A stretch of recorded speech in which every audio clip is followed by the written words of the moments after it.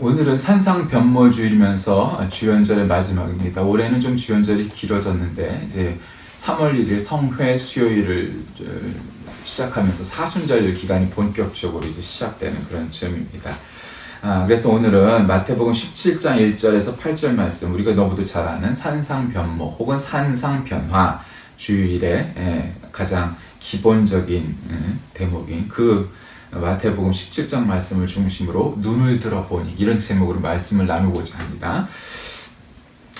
우리가 너무도 잘 알고 있는 변화산 사건이죠. 그 예수님의 그 얼굴이 아주 그냥 빛같이 변하여서 변화산이라고 기록되어 있는 바로 그것입니다. 이번 장은 변화산 사건을 중심으로 믿음이 없어서 병을 고치지 못한 제자들의 나약함, 그리고 예수님 당신의 죽으심과 부활, 그리고 하나님의 것과 이런 것들에 대해서 얘기가 나옵니다. 근데 이제 결국 이것은 세례 요한과 또 이제 엘리야의 그런 상관관계가 있습니다. 구약에서 가장 위대한 신앙 인물을 꼽으라면 누굴 꼽겠습니까? 모세, 엘리야, 그 다음에 다윗 정도가 되겠죠. 근데 그 중에서도 다윗은 왕이었으니까 신앙적인 견지에서 보면 이제 모세와 엘리야죠. 모세는 제사장적인 어떤 전통, 엘리야는 예언자적인, 선지자적인 전통이 있습니다. 그것에 해당되는 사람이 이제 세례자 요한인데, 세례자 요한에 관한 견해는 여러 가지가 있죠. 예를 들면, 세례자 요한이 신약의 엘리야다, 이런 것도 있고, 여러 가지가 있습니다. 어쨌든, 오늘 본문을 해석한 이제 두 가지 견해가 있는데, 하나는 엘리야를 예수님 당시의 세례 요한이 재림 전에 나타날 실제적인 엘리야로 이제 보는 견해가 있고, 또 하나는 예수님께서 제자들의 질문에 대답하시면서 엘리야가 오리라 예언한 말라기의 예언을 화답하는, 그래서 회개 운동을 시작하고 또 사람들을 회복시키시고 메시아 맞을 준비를 하는 것이 바로 이제 세례자 요한이다, 하는 이제 그런 내용으로서의 이해하는 것도 있습니다. 그래서 주님이 말씀하신 엘리야는 어떤 실제 엘리야 자신을 말함이 아니고 엘리야와 같이 광야에 서서 주의 길을 예비하는 자, 즉 세례자 요한의 사명을 강조하신 것이다, 이렇게 이해하기도 합니다. 어쨌거나 그거는 좀 신학적인, 성서학적인 좀 내용이니까 그걸 염두에 두시고, 오늘 본문을 읽으면서 말씀을 나누고자 합니다. 엿새 후에 예수께서 베드로와 야고보와 그 형제 요한을 데리시고 따로 높은 산에 올라가셨다, 이렇게 말씀. 베드로와 안드레가 아니고요, 서열이 아니고 베드로, 야고보, 요한, 이거 좀 친한 사람들이죠. 형제들이고, 그러니까 그 세 사람을 데리고 올라갔습니다. 근데 그들 앞에서 변형대사, 그러니까 뭐가 변형이 되냐면 그 얼굴이 해같이 빛나, 해가 짱짱했다는 거죠. 옷이 또 빛과 같이 휘어졌다는 거예요. 신비한 체험을 하는 거죠. 우리가 신앙생활을 하다 보면 일생 동안 이런 신비한 체험을 많이 하기는 어렵고, 어떤 분은 한 번도 못할 수도 있어요. 그러나 문제는 이제 그게 중요한 것은 아닙니다만, 가능하면 또 그런 체험을 해보는 건 굉장히 중요하죠. 이런 체험을 해보는 게 중요해요. 근데 어쨌든 지금 베드로와 야고보와 요한은 이걸 체험하게 됐어요. 어디서? 변화산에서. 근데 그것만으로 끝난 게 아니고 모세와 엘리야와 예수님이 대화를 나누는 것을 보게 되죠. 베드로가 예수님께 묻습니다. 주여, 우리가 여기에서 하나는 하나는 모세를, 하나는 엘리야를, 하나는 주님을 위해서 우리가 초막을 지으니까, 아주 앞장서서. 베드로는 설레발이 좀 있어요. 항상 보면은. 이제 그러는 대목이에요. 그런데 이제 요 앞전에 있는 내용들에서 보면, 이게 마태복음 17장이니까 좀 그 전장이 있을 거 아니에요? 제자들이 예수님처럼 병자를 고치려고 했으나 이게 잘 안 되고, 예수님처럼 이 능력이 안 나타나는 거예요. 성령의 역사가 안 나타나는 체험들이 곳곳에 이제 숨어져 있어요. 그리고 이제 17장에 와서 이 변화산에 오르게 되는데, 이 대목을 맡게 되는 거죠.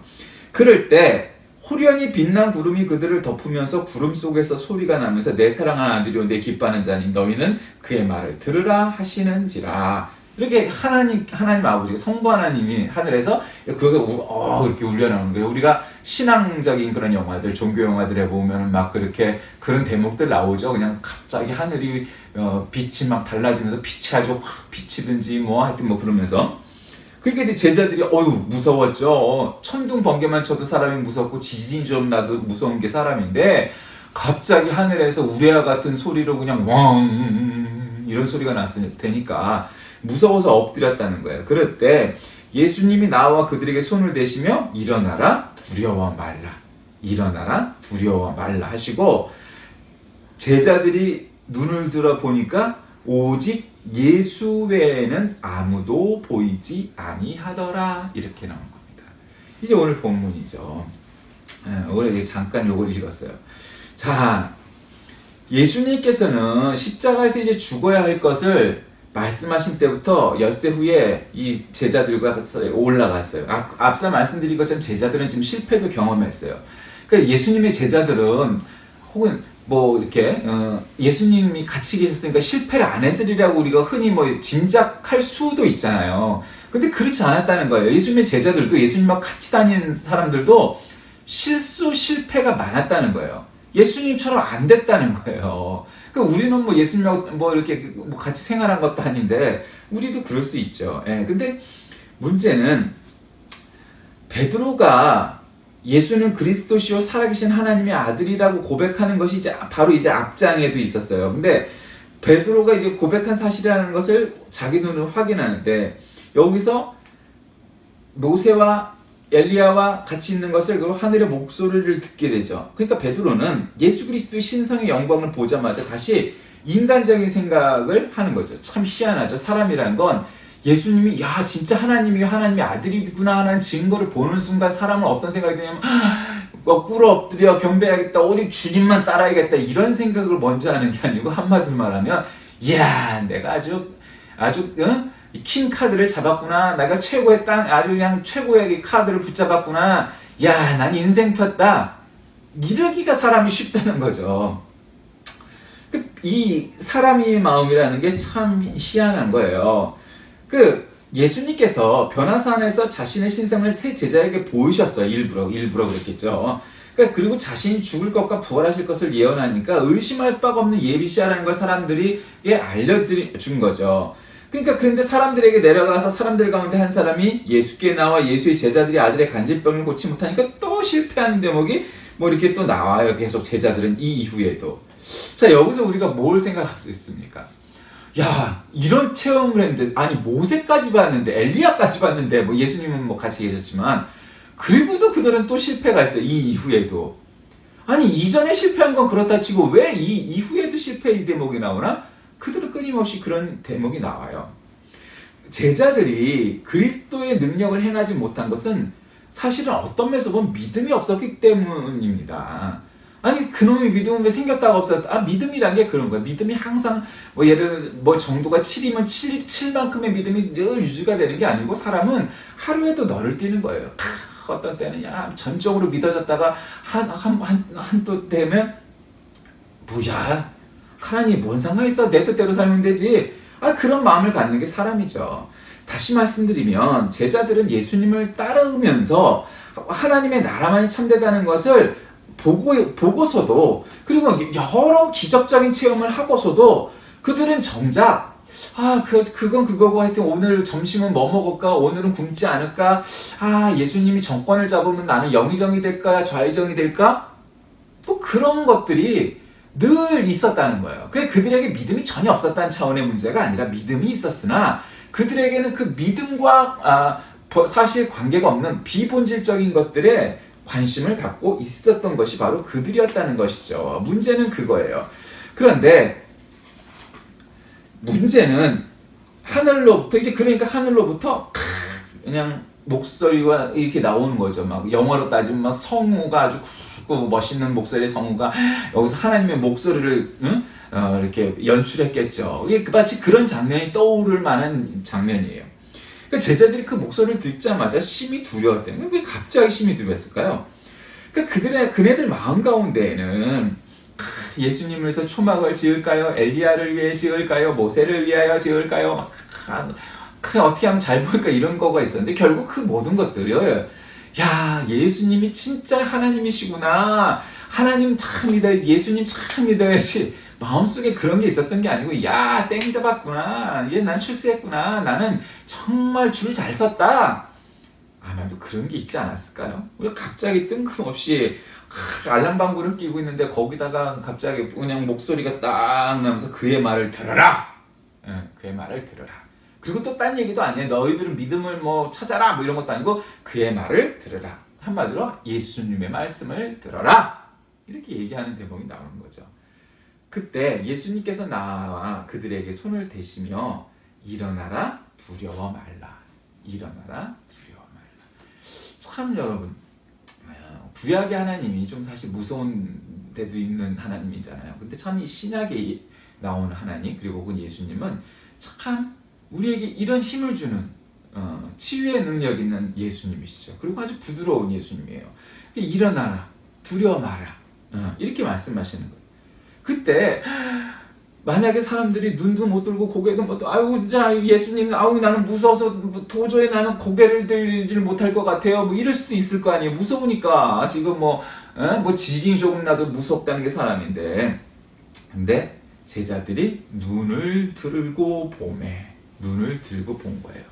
여러분 눈을 들고 보니까 그 장면을 볼 수 있었던 거예요. 저는 그래서 오늘 제목을 눈을 들어 보니 이렇게 제목을 잡았어요. 그러니까 눈을 들어 보니 모세도 없고 엘리야도 없고 천둥번개 같은 목소리도 없고 아무것도 없고 오직 하나가 있는데 그게 뭐예요? 오직 예수 외에는 아무도 보이지 아니하더라. 오직 예수 외에는 아무도 보이지 아니하더라. 이게 중요한 거예요. 예수님이 일어나라 두려워 말라 나에게 오라 말씀하신데 눈을 들어 보니 예수 외에는 아무도 보이지 않은 거예요. 모세도 불필요하고 엘리야도 불필요하고 그 어느 것도 거기에 있지 아니하고 그들의 눈에는 예수님 밖에 보이지 않았다는 거예요. 여러분 성경은 뭐 부족한 이야기, 불신앙적인 이야기, 뭐 심지어는 바람핀 이야기도 다 나와 있어요. 그 이유가 뭐겠어요? 진실되기 때문이에요. 근데 이 대목에서 성경이 우리에게 말해주는 그 초점, 핵심이 뭘까요? 지금 제자들은 오랜 동안 실패도 했었고 지금 믿음도 간당간당 하기도 하고 뭐 이랬다 저랬다 그러고 있어요. 그런데 무서워서 엎드려갖고 그냥 덜덜덜 떨고 있는데 예수님이 오셔서 그들에게 손을 대시며 터치하셨어요. 그러면서 일어나라 두려워 말라 해서 눈을 들어보니 그들의 눈에는 오직 예수에는 아무도 보이지 않았다는 거예요. 믿음이란 그냥 한번 성령 체험을 하니까 예수님 만나니까 하나님의 음성을 들으니까 내가 예수님 나의 구주라는 확신이 확 드니까 그때부터 영원토록 믿음이 절절절절 조금씩 더 나아지긴 하지 뭐 이런 그런 게 믿음이 아니고 사실 믿음이란 건 믿음이 있을 때는 그냥 내가 그냥 예수님의 제자가 된 것처럼 막 그냥 뭐든지 하늘을 날 수 있을 것 같을 때도 있지만 이거는 내가 구원을 받을 수 있을까? 그래서 믿음이 떨어질 때도 있는 거고요. 자신감이 충만해서 하는 일마다 손대는 것마다 성공하고 승리하고 출세할 때도 있는 것 반면에 고꾸라지고 실패하고 좌절할 때도 있는 것이 인생입니다. 근데 문제는 예수님이 오셨을 때 그들이 눈을 들어보니 어딜 봤어요? 위를 쳐다본 거죠. 하늘을 쳐다보니 어땠다고요? 오직 예수 외에는 아무도 보이지 아니하더라는 거예요. 여러분의 인생의 경험에 정말 실패하고 좌절하고 낭망하고 포기하고 할 그런 순간이 얼마든지 올 수 있습니다. 그때마다 눈을 들어보시길 바랍니다. 오직 예수에는 아무도 보이지 아니하였더라 하는 오늘 본 말씀처럼 오직 예수님만 보이는 때가 나올 때 여러분 그때가 여러분의 성공한 때요, 승리한 때요, 진정한 때요, 여러분이 반전을 꾀할 수 있을 때요, 여러분에게 진정한 희망과 참 빛이 보이는 때임을 믿으시길 바랍니다. 바로 그것이 믿음입니다.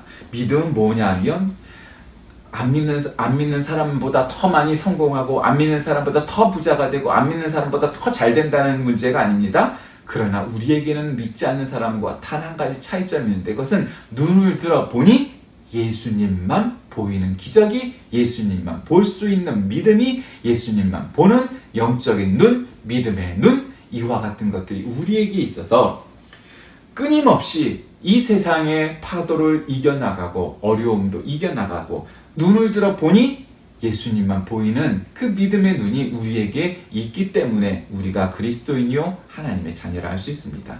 어려운 순간마다 눈을 들어 예수님만 보는 저와 여러분이 다 되시길 주의 이름으로 간절히 기도합니다. 살아계신 하나님, 살다 보면 어렵고 힘든 순간이 오지만 눈을 들어 예수님만 바라보는 우리 모두가 되게 하셔서 그 순간순간도 이겨나가게 하시고 일생을 믿음으로 승리하는 우리 모두가 되게 인도하여 주옵소서. 예수님의 이름으로 간절히 기도드립니다. 아멘.